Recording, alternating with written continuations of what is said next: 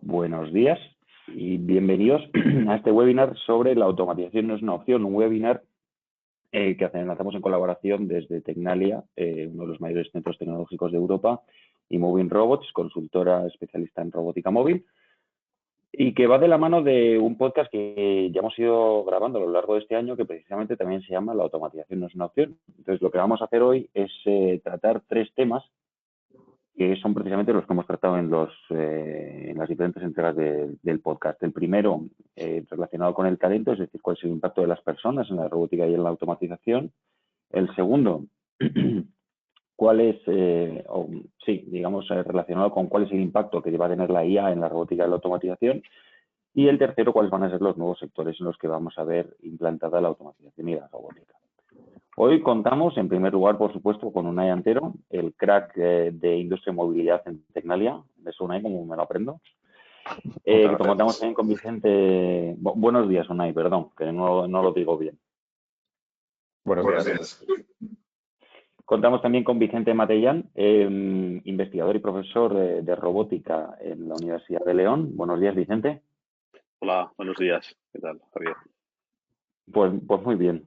Con más calor en Madrid que en León, como decíamos antes.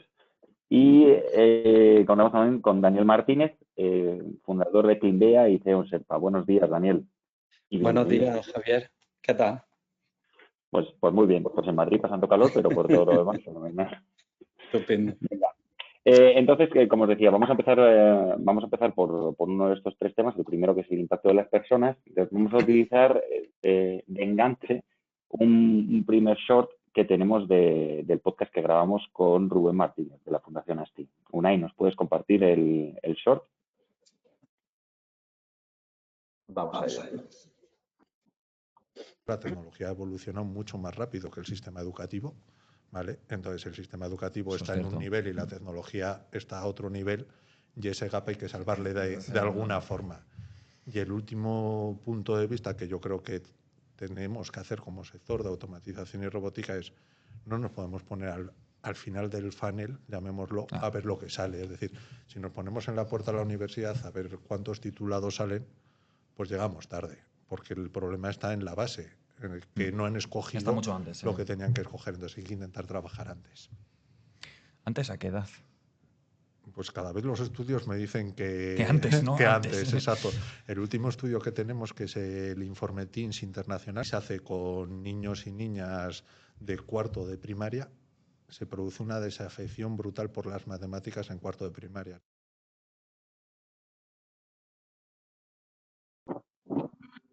Bueno, durísimas declaraciones.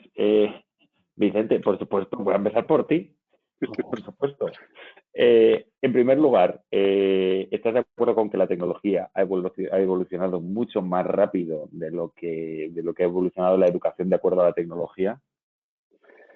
Sí y no. Es decir, claro, cuando los típicos memes que ves de cómo ha cambiado el mundo en todos los aspectos, y pones una foto de una clase del siglo XVIII, del siglo XIX, del siglo XX, y la nuestra, pues sigues teniendo lo mismo. Sigues teniendo a un docente y a unos alumnos sentados escuchando, ¿no? Entonces, en ese sentido, no ha cambiado, pero esa es nuestra forma también de transmitir conocimiento por nuestra especie. Es decir, tenemos a alguien que transmite conocimiento a otros. Entonces, sí, la tecnología ha cambiado. Yo lo que tenemos aquí que tener en cuenta es esa desafección que se produce por la ciencia. Yo siempre he sido creyente de que realmente los humanos lo primero que aprendemos es ciencia, antes incluso que el lenguaje. Si tú miras un bebé, un niño, cuando empieza, lo primero que aprende es la gravedad. Cuando está en la cuna y está tirando cosas antes de hablar, está aprendiendo un modelo de física, está aprendiendo un modelo de qué es la gravedad. Coge una cosa, la tira y se cae, coge otra cosa, la tira y se cae. Y acaba generalizando un modelo de que las cosas se caen. No sabe lo que es la gravedad, no sabe lo que es la física, pero ha generado un modelo. Eso es inteligencia, eso es ciencia, y eso es lo que hay que aprovechar. Es decir, les perdemos a veces porque tratamos de meterles en un lenguaje que es de las matemáticas, que quizás es para más adelante. El lenguaje es una forma de escribir la ciencia, pero eso nos pierde. Las matemáticas son muy buenas en sí mismas, el lenguaje de las matemáticas es lo que yo creo que queda desafección. Me ha encantado el ejemplo, que sepas que lo pienso utilizar. Lo te mencionaré siempre que me acuerde, pero me ha parecido muy buen ejemplo. Daniel, ¿tú cómo lo ves? Mira, Javier, yo no tengo una visión clara en el ámbito educativo y universitario. Lo que sí te puedo transmitir que yo tengo una institución de formación continua y en los últimos años yo sí he notado una explosión por cómo las personas quieren formarse ahora en estas nuevas áreas, en tecnología, en analítica de datos, en inteligencia artificial. Yo creo que las empresas cada vez están apostando más por perfiles mixtos, perfiles donde tenemos una serie de capacidades técnicas y las vemos ampliados por la formación tecnológica y toda esta serie de herramientas. Entonces, yo sí he notado mucho impulso en ese tipo de formación y en cómo las personas que ya están en el ámbito profesional muestran muchísimo interés por formarse y adquirir pues, todos estos skills que hoy en día son totalmente necesarios. Así que yo he notado mucha evolución y mucha fuerza de las personas a la hora de querer formarse. Vicente, ¿vosotros notáis que ha evolucionado positivamente? Porque, lo que nos decía Rubén en el vídeo es que no, que cada vez decrece, y nos lo decía también en el podcast, que cada vez decrece más la cantidad de personas interesadas en las carreras STEM. ¿Vosotros, dentro de lo que es robótica e inteligencia artificial, estáis notando una evolución positiva a más o a menos? Yo creo que vamos a más, pero aquí hay dos factores. Uno, yo también pongo siempre el mismo ejemplo, ¿no? Cuando nosotros entramos en la universidad, creo que somos todos más o menos de generaciones parecidas, ¿no? El que no sabía que quería estudiar hacía derecho, ¿no? Porque era el sitio en el que parecía que si no tenías muy bien qué ibas a hacer, pues vamos a hacer derecho. O sea, tus padres te decían, vete a hacer derecho. Y ahora mismo nos pasa un poco lo mismo, ¿no? ¿Por qué? Pues porque la percepción social, y es correcta, es donde más oportunidades de carrera profesional, donde más oportunidades para tus hijos hay. Entonces, si alguien pregunta alrededor, pues le van a decir, vete al mundo del STEM, vete al mundo concretamente de la informática, ¿no? Que es donde están los datos, donde está la inteligencia artificial, donde está la aplicación a la robótica, en este caso, vete ahí. Entonces, hay una componente que tiene eso, hay otra componente menos de vocación. También ha aumentado mucho la oferta. Es decir, nosotros en la universidad, que es una universidad pequeña, pues tenemos los grados de ingeniería tradicionales de la rama de ingeniería industrial y en la rama de la informática pues hemos ampliado grupos y titulaciones. Informática, inteligencia artificial e ingeniería de datos, másteres especializados en robótica, en inteligencia artificial. Es decir, yo creo que la demanda ha aumentado, la oferta ha aumentado. Lo que no tengo tan claro es que haya cambiado el número de vocaciones reales. Bueno, porque el número de vocaciones reales es algo que, como bien decía Rubén en el vídeo, tienes que tocar muy al principio porque si no se te van cayendo, ¿no? Al final lo que hace es que cuando llega el momento de pasar de dar el salto a la empresa, pues claro, pues el número de vocaciones acaba siendo el mismo. Igual hemos ampliado el caleidoscopio de educación, pero es para las mismas personas, ¿no? Entonces no vamos más allá. Os pregunto, ¿creéis que el sistema educativo actual forma adecuadamente a las personas en IA y automatización? Y aquí estoy metiendo el dedo en el ojo y en la llaga, ¿eh? Javier, yo añadiría una pregunta adicional. ¿Cómo creéis que debería hacerse? Porque al final, yo mismo no lo tengo claro, esa sincronización entre la velocidad a la que avanza la tecnología y la formación que deberíamos estar dando hoy. Una entrevista un poco mal, tienes mucho eco, ¿eh? Sí. Sí, mucho. Pues voy los micrófonos abiertos. ¿Y su micro abierto? No. A ver, repite de todas maneras. Vamos a ver. A ver ahora. A Ana sí que la oímos. A lo mejor que se solapan los dos ordenadores, Javier. Sí, seguro que sí. De Ana y de Unai, puede ser. Pues, ahora no te oímos, Unai. Ahora me bien, ¿no? Ahora te oímos bien. Hago la pregunta. Tenemos una desincronización entre la velocidad a la que avanza la tecnología y a la velocidad a la que se actualiza lo que es la formación. ¿Cómo veis que debería intentar reducirse ese gap entre lo que deberíamos estar enseñando hoy para que cuando termine la formación la gente tenga la formación necesaria que demandan las empresas? Que me parece la pregunta. Esto es una pregunta recurrente. En nuestro caso no es un problema nuevo. A ver cómo explicamos esto. Esto existe en el campo de la educación universitaria, por ejemplo, desde la creación, por ejemplo, del MIT, ¿no? en Estados Unidos, o las universidades tecnológicas. Lo que aparece en las universidades politécnicas es para romper una dinámica que existía de las universidades clásicas, donde estabas enseñando lo que se consideraban lo que hay que saber, podemos decirlo ciencia o arte, me da igual.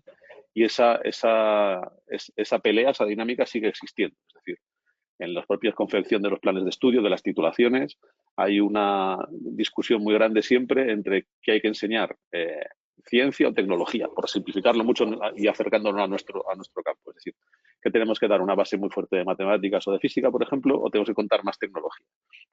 Yo soy más partidario de contar una parte más de tecnología, pero es cierto que nunca vas a llegar al valor del mercado, porque la formación de la universidad tiene que dar unos principios básicos para que luego lo podamos aplicar. Yo recuerdo una discusión hace 15 años, por ejemplo, en un panel parecido a este, con gente de empresa diciendo que por qué en la universidad no contábamos tecnología de Microsoft, Cesar, por qué les contábamos cosas de sistemas operativos de Unix o cosas de estas en el campo de la informática y no les estábamos contando Microsoft. Pues porque para contar los fundamentos que van a permanecer de un sistema operativo, no me vale la tecnología última que está produciendo la empresa o la multinacional X. Para los conceptos fundamentales de inteligencia artificial, no quiero enseñarles exactamente la librería última de Python que acaba de publicar Meta. No, hay que enseñarles un poco más abajo. Entonces, esa discusión entre fundamento y aplicación es muy difícil. Es muy difícil ver dónde cortas. Y también tiene que ver otra vez para atrás. Es decir, igual es que en bachillerato les queremos contar. Yo siempre cuando oigo a la gente hablar en la televisión o en los medios de comunicación de masas, esto hay que incluirlo todo en bachillerato. La música, el arte, la ciencia, el deporte, la educación, la comida, no cabe todo. Es decir, que hay cosas que habrá que ver que consideramos que es la formación básica.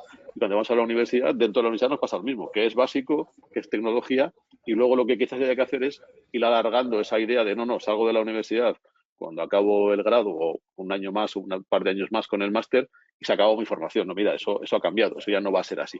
La formación te ha dado una formación básica y tendrás que volver a cada X años, pasar por la universidad o por otros organismos en los que te tengas que formar. Yo creo que esa es la dicotomía va por ahí. Es decir, no la podemos resolver en la universidad, se tiene que resolver iterando sobre la educación. Es decir, tu formación no tiene que ser repartida, va a tener que ser a lo largo de toda tu vida. Quizás no lo podéis resolver en la universidad de golpes, sino en varios golpes, ¿no? Más que eso, yo creo que eso también se ha producido en la vida profesional. Si vosotros miráis en vuestra vida profesional, que ya tenéis años de experiencia, pues probablemente habéis ido aprendiendo nuevas cosas a lo largo de vuestra carrera. Todos lo hemos hecho. Sabíamos unas cosas cuando salimos de la carrera y luego aprendiste cosas de tecnología o aprendiste cosas de negocio o aprendiste cosas, seguiste formándote. Probablemente de manera no reglada, no has pasado por una titulación, pues quizás tenemos que quitarnos ese también San Benito de la titulitis que a veces tenemos exagerada y ver esas capacidades que tenemos, cómo las podemos impartir desde la universidad o desde la empresa, cómo las podemos certificar, ¿no? Que es el negocio que siempre ha tenido, en este caso, la universidad, como certificadores de conocimiento. ¿Vale? Impartimos conocimiento y certificamos. Oye, yo te doy un titulado que se supone que tiene que saber de todas estas cosas que has estudiado y yo te digo que las sabe porque se las he examinado, ¿no? Es un poco el valor de la certificación, igual que pasa con una certificación de una ISO en una empresa, ¿no? Haces las cosas bien, pero luego viene una certificadora que te dice, mira, que es verdad que lo hace bien. Pues en la universidad pasa lo mismo. Tenemos las dos cosas, hacerlo bien y certificar. Daniel, ¿cómo puede la IA ayudar en precisamente esto que nos está diciendo Vicente, ¿no? A que el conocimiento de tecnología se transmita más rápidamente o mejor? Yo, la verdad es que estaba escuchando a Vicente y estoy totalmente de acuerdo con él en lo que transmite. Y antes de responderte un poco a tu pregunta concreta, Javier, si me permite, yo llevo mucho tiempo trabajando en el ámbito universitario desde dos perspectivas. Una, como proveedor que suministra sistemas de información para la toma de decisiones en el ámbito universitario. Y otra es que yo tengo obsesión de poder transmitir pues, todo este tipo de tecnología que nosotros formamos a personas que ya están trabajando, llevarlo un poco al ámbito universitario. Y llevo pues, muchos años colaborando con diversas universidades con este objetivo. Y está claro que un plan de estudios no se puede adaptar a un ritmo tan vertiginoso como va la tecnología.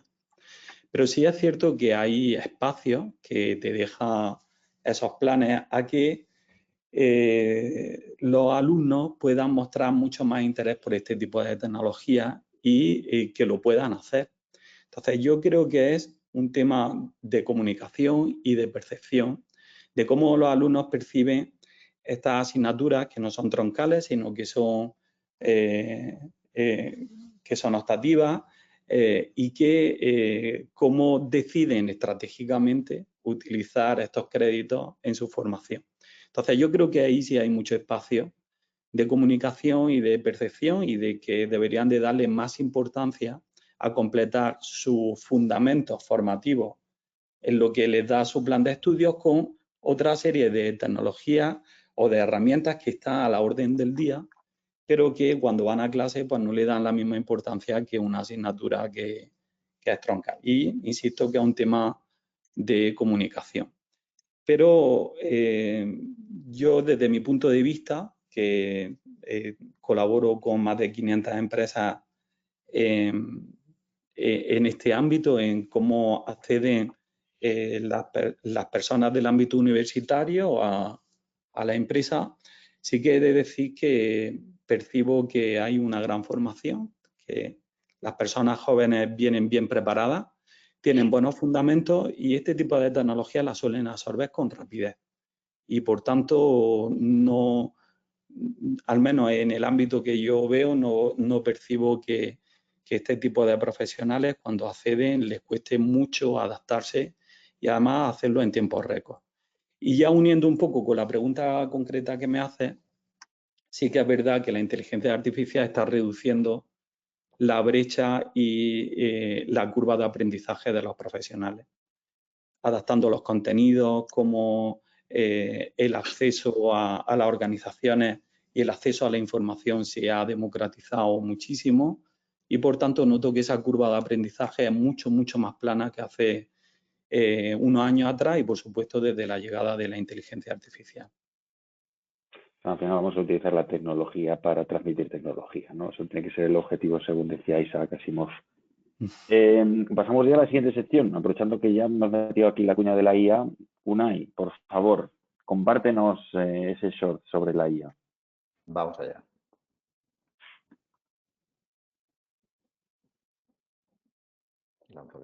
¿Qué es lo que nos tiene que preocupar de la IA? Este tipo de, vamos a decir, de algoritmos o de técnicas, al final lo que aprenden es en base a los datos que obtenemos acerca de un proceso determinado. Entonces, si los datos a través de los cuales hacemos aprender a esta inteligencia artificial no están bien, por ejemplo, etiquetados, no están bien recolectados, lo que podemos llegar a hacer es obtener una inteligencia artificial que no se desempeñe tal y como queremos, que también está relacionado con el sesgo.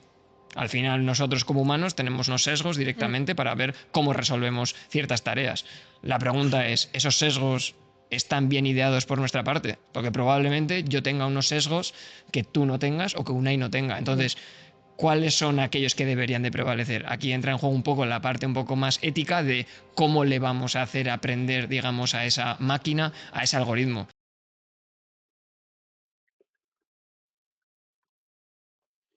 Bueno, pues Daniel, esto te va a tocar a ti directamente. Sesgos en educación. ¿Quién va a decidir cuáles, o sea, los sesgos a la hora de transmitir, como hemos dicho antes, tecnología a través de la tecnología, a través de la IA? A ver, este tema es muy, muy interesante y me encanta este trozo de post que habéis puesto. El tema de los sesgos creo que no es nuevo ni podemos imputárselo a la inteligencia artificial. Yo creo que es un tema de cultura corporativa y de cómo tenemos esa cultura del dato. Yo llevo, por suerte, muchos años, más de una década, dedicándome a hacer sistemas que ayuden a las personas a tomar decisiones dentro de las organizaciones. Y he estado sorprendentemente en infinidad de reuniones donde ponernos de acuerdo en cómo medimos un único dato puede ser una odisea. Entonces, el sesgo siempre va a estar ahí. Yo creo que la clave de la inteligencia artificial corporativa pasa por los agentes y los agentes, la responsabilidad de cómo y quién entrena a esos agentes es de la organización. Por tanto, podemos controlar totalmente el proceso y ahí nos llevamos el problema del sesgo al mismo problema de cómo elaboramos nuestros cuadros de mando para decidir. Lo que está claro es que cuanto más transparentes, más multidisciplinares y en cuanto a que toda la información que entrena esos modelos de inteligencia artificial estén aceptados por toda la organización, pues mucho más sencillo será de que se expanda y que aporte el valor que debe de aportar. Pero es un tema que me encanta, llevo muchos años y no es nada nuevo. Vicente. Vale, yo tengo un problema de base con esto, para empezar. Uno tiene que ver con la definición que se hace de IA. Yo es que ya soy muy mayor y entonces yo hice mi doctorado en el Departamento de Inteligencia Artificial, como yo digo, cuando no estaba de moda. Yo me matriculé en el año 93, siglo pasado, en Inteligencia Artificial. Me llama mucho la atención, me alegra mucho de que por fin otra vez estamos de moda, porque hemos tenido varias idas y bajadas, ¿no? Pero ahora se toma, de modo más serio, la parte por el todo. Es decir, ahora se confunde, hemos puesto una IA, se llama a una parte de la inteligencia artificial, que es el aprendizaje automático. Y dentro del aprendizaje automático, la inteligencia artificial es mucho más que eso. Hay una parte de inteligencia artificial que es razonamiento, que es generación de modelos, que hay muchas otras cosas. Dentro del aprendizaje automático se coge además una subparte concreta que ha tenido mucho éxito gracias a los superordenadores, que tiene que ver con las redes neuronales, con diferentes expresiones de los movimientos de redes convolucionales, luego ahora LLMs, y ahí sí, como es aprendizaje, todo el conocimiento sale de los datos de los que aprende ese sistema. Hay diferentes técnicas para las redes neuronales, son otras, basado en refuerzo, hay muchas formas de hacerlo, pero el problema está ahí, en una parte de eso. Entonces, no toda la IA depende solo del aprendizaje de los datos, ni mucho menos. Y luego, esa parte se puede corregir dentro de la IA con otras partes de inteligencia artificial también que complementan a lo que es esa parte. Entonces, no todo el problema está en el sesgo de los datos, se puede resolver en otros sitios, pero como bien dice Daniel, y eso sí que estoy completamente de acuerdo, como los datos de los que aprende son los nuestros, pues los sesgos son los nuestros. Entonces no hay otra cosa. Es decir, si lo que vas a hacer es aprender de nosotros, pues saldrá algo como nosotros.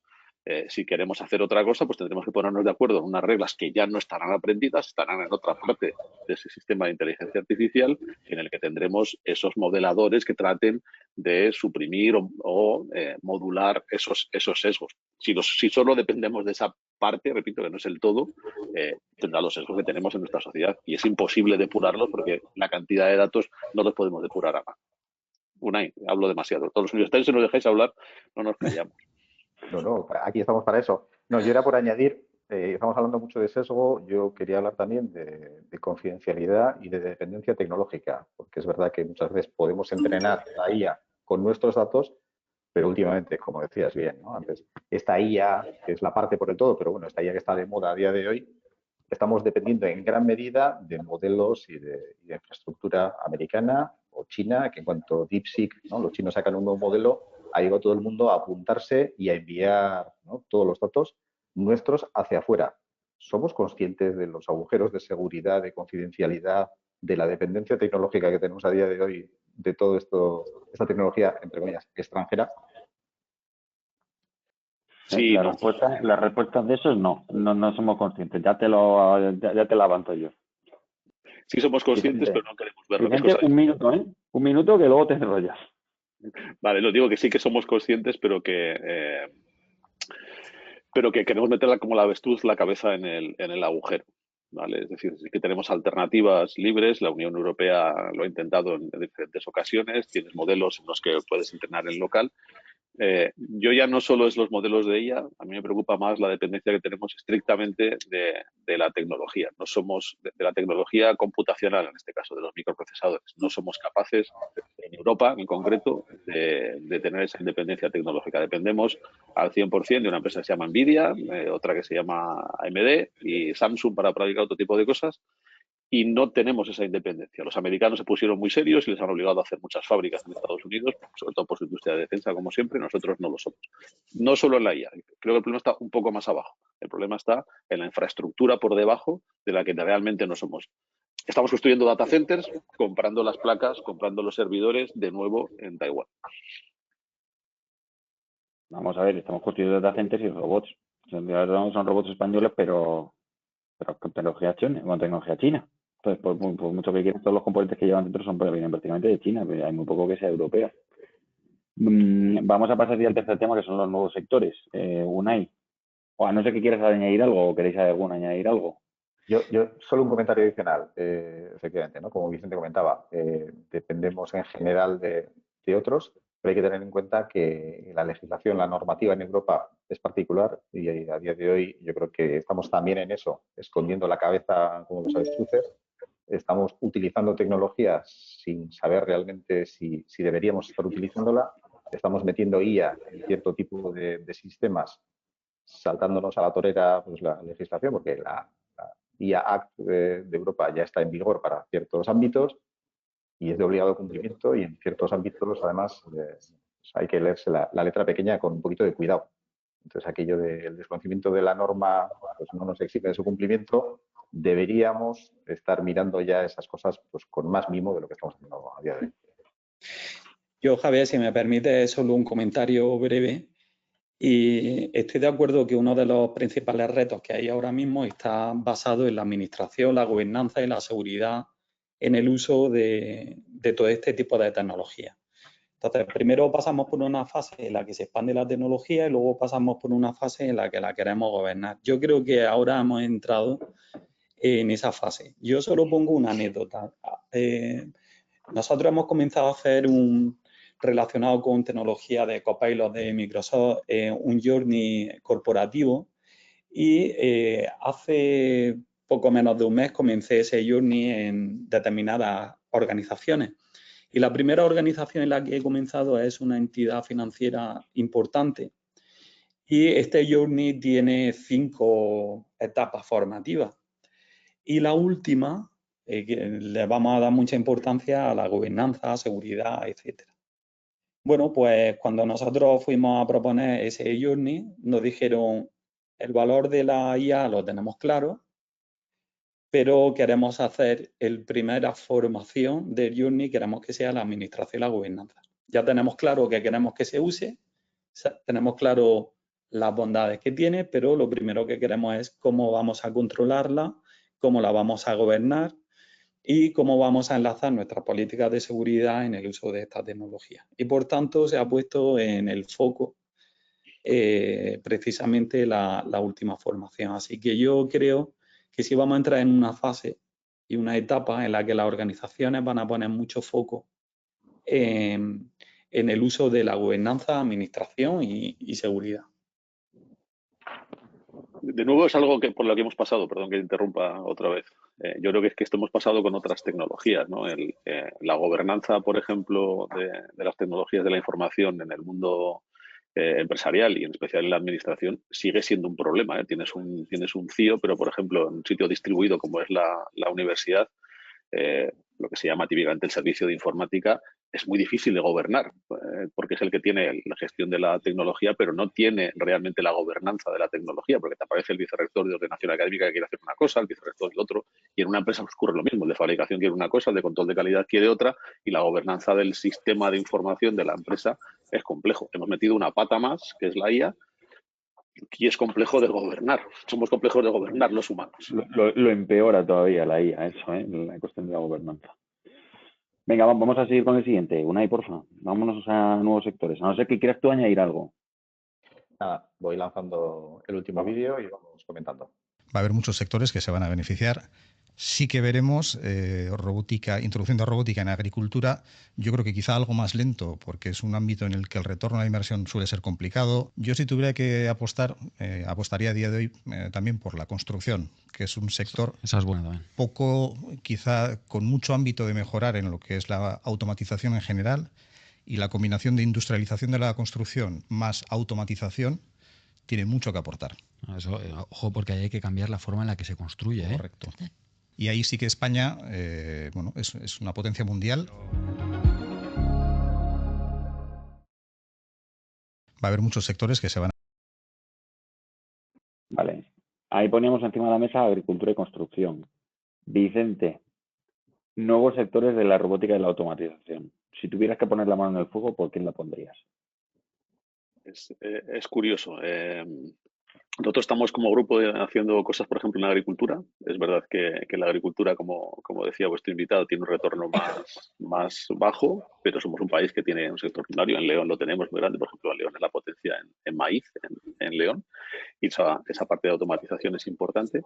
Y luego aquí hay dos campos, ¿no? Yo que soy de perfil más informático, en la robótica, que me he dedicado a la robótica, a la IA para robótica los últimos 30 años, hay dos caminos, ¿no? Los que venís más del mundo de la industria y la automatización, venís del mundo de la industria, lo que queréis es que vuestros robots hagan cosas cada vez más sofisticadas, en entornos más abiertos, ¿vale? Y los que venimos del mundo de la IA pura, si queréis, para que nosotros los robots lo que son es la forma de llegar al mundo físico, ¿no? Estamos acostumbrados a tener IAs metidas en un ordenador y queremos interactuar con el mundo. Son dos mundos que confluyen al final.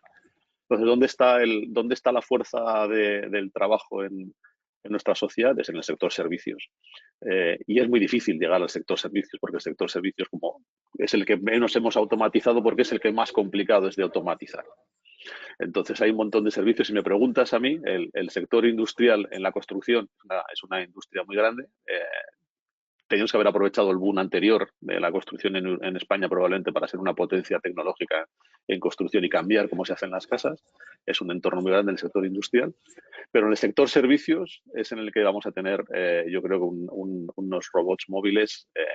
Podemos discutir luego si hablamos de humanoides, que es otra cosa en la que tampoco he creído históricamente, pero el sector servicios es en el que tendremos que meter nuestra robótica de manera muy grande. A ver, el sector servicios para mí está muy automatizado desde un punto de vista informático, no desde un punto de vista robótico, pero desde un punto de vista de automatización.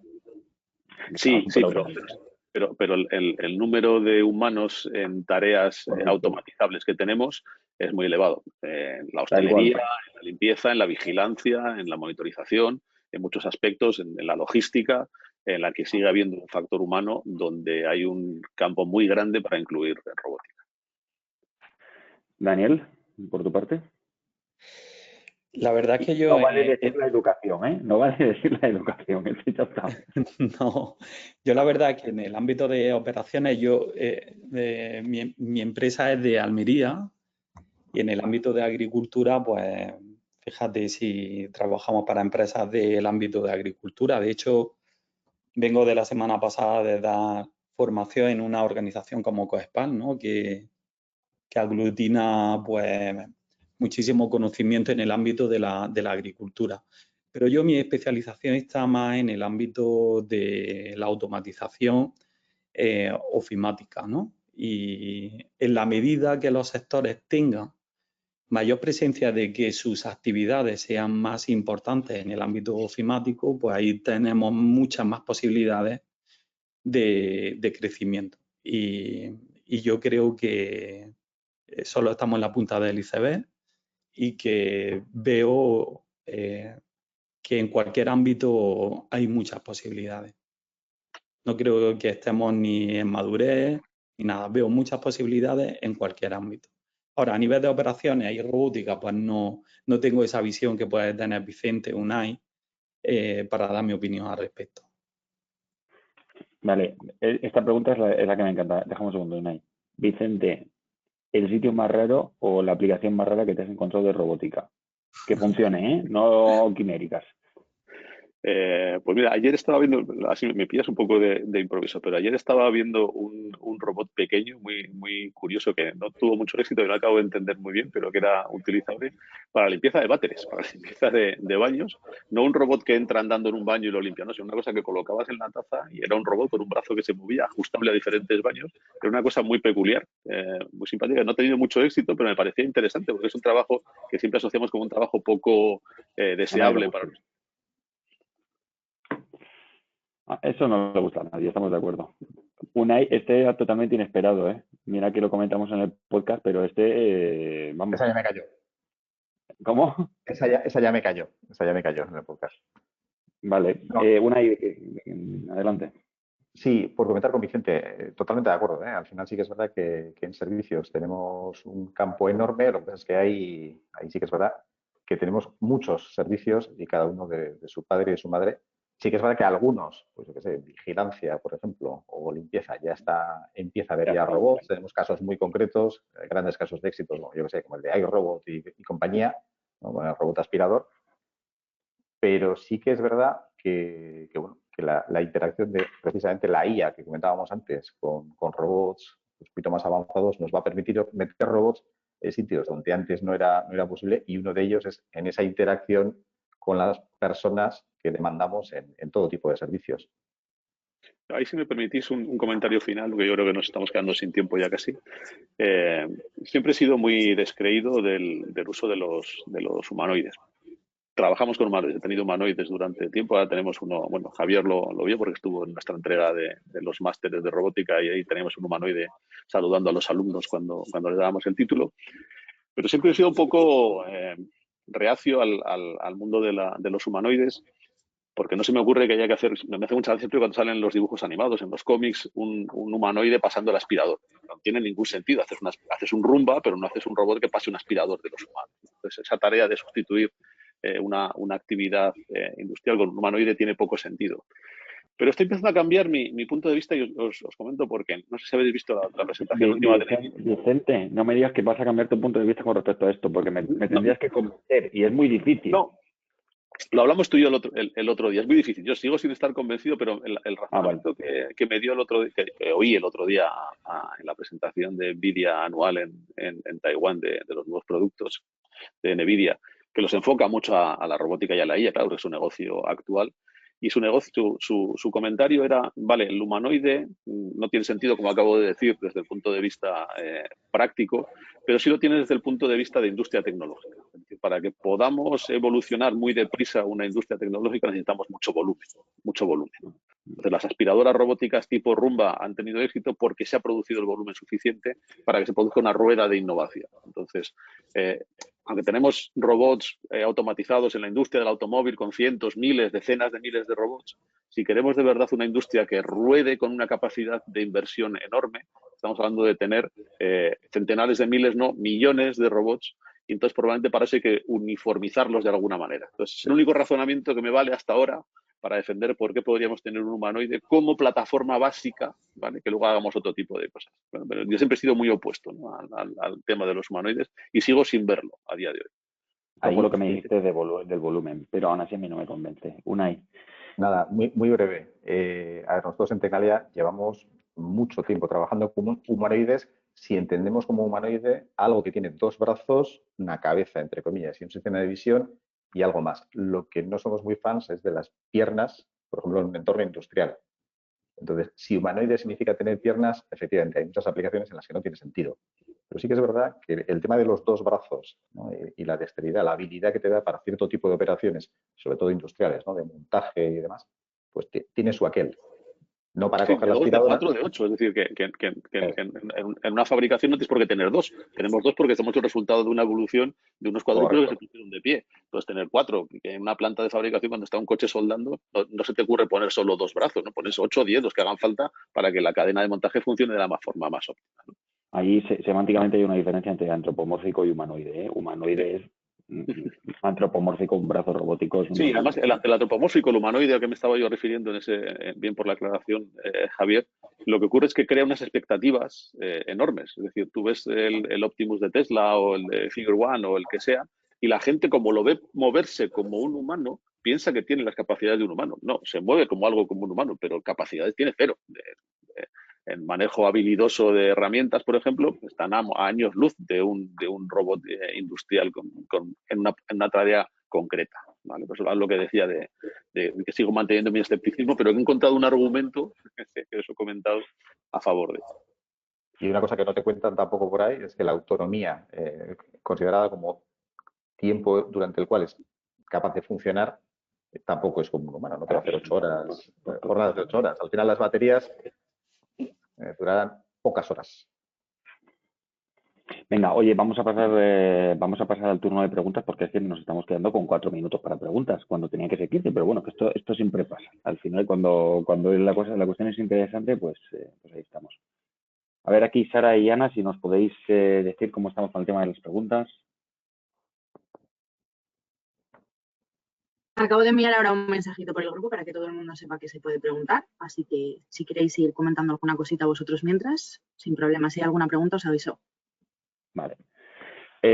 Yo quería aprovechar que estamos con este último tema y es, o sea, dentro de estos nuevos sectores, hay, dentro de la Asociación de Robótica Móvil Española, estamos poniendo mucho foco en los nichos, en el caso de España.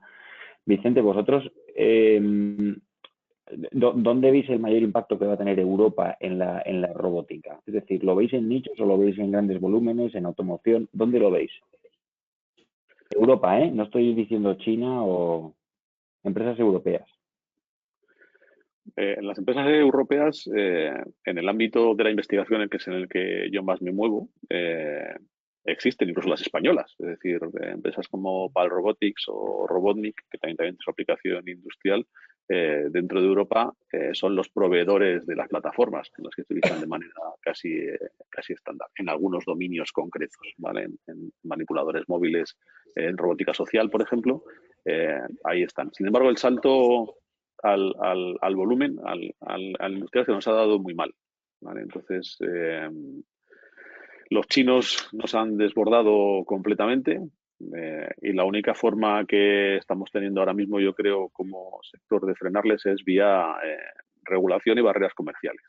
Y eso es mala señal. Es decir, cuando a tu competidor solo lo puedes parar poniéndole barreras comerciales o poniéndole legislación, es que tienes un problema, es un problema serio.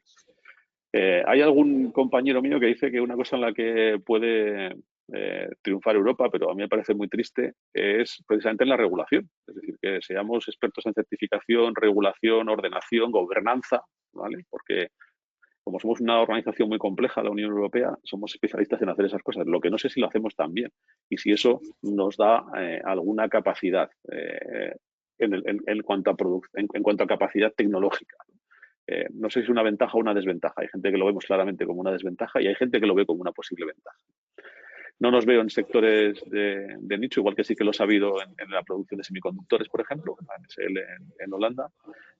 Tenemos fabricantes en el ámbito industrial, en la industria del automóvil, pero a día de hoy, en el sector de robótica de servicio, robótica móvil, lo veo más lejano. No sé, Unai, que está más cerca del sector industrial, ¿cómo lo ve? Bueno, en lo que es sector industrial sí que tenemos grandes integradores de robots, eso sí que es verdad, pero generalmente siempre tirando de marcas de robots pues chinas, japonesas o lo que se trate. No somos fabricantes de, bueno, también hay japoneses en el mundo industrial, pero no somos fabricantes de equipamiento en general en España, pero sí que tenemos muy buenos integradores y, bueno, lo que es en el sector aeronáutico, por ejemplo, pues grandes referencias a nivel mundial, por ejemplo. ¿A nivel de? No, de referencias en sectores como a nivel mundial, ¿no? Sí, a nivel mundial. Entonces está claro, ahí un poco yo creo que hemos perdido la batalla desde el punto de vista del sector de automoción. Nos hemos quedado, hombre, todavía quedan ahí 2 o 3 empresas como puede ser Siemens y Kingdom, que son muy potentes en todo lo que tiene que ver con nichos. Es verdad que tienes empresas como puede ser DTA, pero no, como bien dice Vicente, no hay grandes volúmenes. Es que estas soluciones que son así tan de nicho, al final es que no ves grandes volúmenes, es complicado ver grandes volúmenes.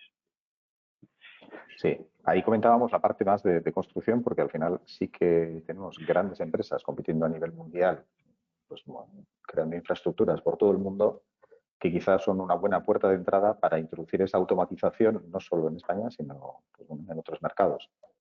Entonces ahí hay una cierta oportunidad, sobre todo también porque el sector maneja un volumen por operación mucho mayor que lo que es el sector servicios, y eso sí que te da pie pues, a hacer cierto tipo de iniciativas quizá un poquito más arriesgadas inicialmente. Pero bueno, habrá que ver, habrá que ir vigilándolo. Como de cualquier manera la automatización ya no es una opción, pues se tendrá que mover. No hay otra opción. No hay opción. Bueno, pues muchas gracias a los... A ver, dice, en Estados Unidos vemos robots por la calle de vigilancia de servicio, lo veremos aquí. Esta pregunta va para Unai, yo creo, y para Vicente a continuación. Unai.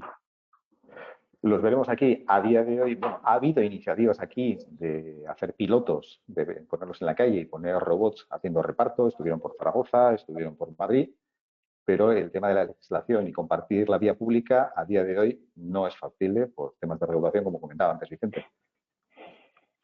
Sí, yo te iba a decir que alguno podrás ver por la calle a día de hoy, pero es siempre en propiedad privada, porque el sector, la vía pública no es fácilmente compartible, pero seguro que has visto algún cortacésped ya por ahí, cortando césped en algún sitio. Yo tengo uno en casa. Eso es súper útil, ¿eh? En propiedad privada sí, pero incluso en parques públicos se puedes empezar a ver. Igual que tienes un aspirador, pero en el espacio público, como bien dice Unai, en la Unión Europea somos especiales en la regulación. Para mí, para lo malo, porque nos limita mucho. Para algunos dicen que para lo bueno, porque seremos lo que podremos exportar. Entonces, exportaremos consultores de regulación, cosa que no sé cuánto futuro tiene. Aquí, Vicente, por intentar verle el punto bueno, como decías antes, ¿no? de la parte de los humanoides, tengo un compañero que dice, si somos capaces de hacer un robot y una IA que funcione en Europa, seremos número uno en el mundo y podremos exportar a todo el mundo. Otra cosa es que podamos hacerlo con las restricciones que nos impone la regulación. Eso esa es un poco la idea, es decir, que nosotros seamos el sitio en el... El problema es si ya somos el mercado, si tenemos un mercado suficientemente relevante como para que le importe a los chinos o a los indios o a los americanos los robots que fabriquen que cumplan la legislación europea, ¿no? Esa es la dinámica, esa es la cuestión. Pues sí. Muy bien, pues muchas gracias a los tres, a Vicente, Daniel y Unai. Gracias por todos los insights y esperamos vernos en una siguiente oportunidad. Que tengáis un estupendo día y una estupenda semana. Muchas gracias. Muchísimas gracias, ha sido un placer. Gracias. Hasta luego. Daniel, Unai. Gracias. Adiós.